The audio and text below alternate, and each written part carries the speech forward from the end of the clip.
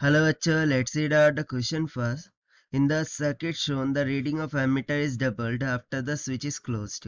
Each resistor has a resistance of equals to 1 ohm and the ideal cell has the EMF equals to 10 volt. Then the ammeter has a resistance equals to.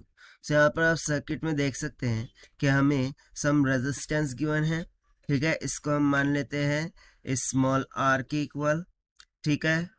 और ये switch के द्वारा connected है और ये battery का वो EMF है, उसको हम मान लेते हैं वी के बराबर, जो कि हमें दे रखा है 10 वोल्ट और ये सभी के सभी रेजिस्टेंस 1 ओम के ऊपर।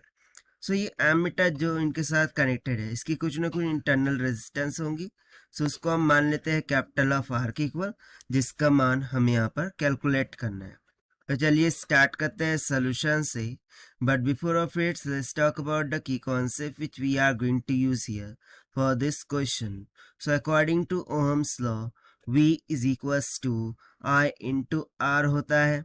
सो लेट सपोज कि इनिशियल केस के लिए यदि EMF V1 था, उसमें से करंट फ्लो होने वाला I1 था, यानी कि एमीटर से फ्लो होने वाला करंट I1 था, ठीक है।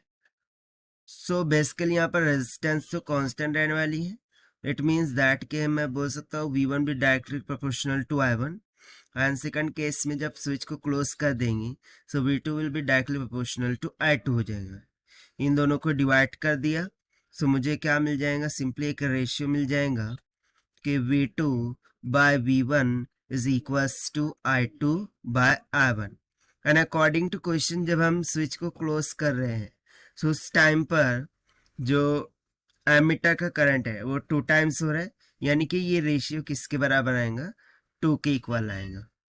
सो यहाँ से देखिए हमें क्या मिल जाएगा, जो V2 है this will become 2 times of V1, so that will be equals to 2 into V1 को हम क्या लिख सकते हैं, जो भी EMF था initially that is 10 volt multiply by the resistance of ammeter.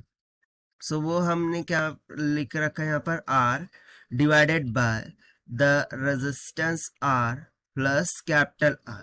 अब ये ऐसा क्यों लिखा है, तो देखिए यहाँ पर जैसे ही हम स्विच को क्लोज कर देंगे सो ये दोनों तो हो जाएंगे सीरीज में, ऑलरेडी सीरीज में ही है, but due to this shunt resistance इन दोनों का मान हो जाएगा 0। क्यों, क्योंकि current always choose the lowest resistance path, so उसकी वजह से वो डायरेक्टली ये वाला पाथ चूज कर लेगा। सो इन दोनों में से करंट जो फ्लो होगा वो तो 0 हो गया और इस कारण से ये दोनों रेजिस्टेंस यहाँ सर्किट से रिमूव हो गई। सर्किट में कौन सी रेजिस्टेंस बचेंगी, एक तो एमीटर की रेजिस्टेंस R और ये वाली रेजिस्टेंस स्मॉल r। सो इसीलिए यहाँ पर जो V2 है वो इतना हो जाएगा 2 into 10 into R by R plus R के। एंड इनिशियली भी EMF कितना था 10 वोल्ट, सो इसे भी हम क्या बोल देंगे 10 वोल्ट। जब हम इसे सॉल्व करते हैं तो यहाँ से कैपिटल R की वैल्यू कितनी निकल के आ जाएंगी, this will comes out to be 2 ohm. So ammeter की जो रेजिस्टेंस है वो कितनी निकल के आए 2 ओहम। ये हो गया हमारा आंसर जो कि हमने सॉल्व किया by using the concept of Ohm's law. Now let us take the option, so option A will become correct. So this is the required solution. I hope you understood well. Best of luck. Thank you.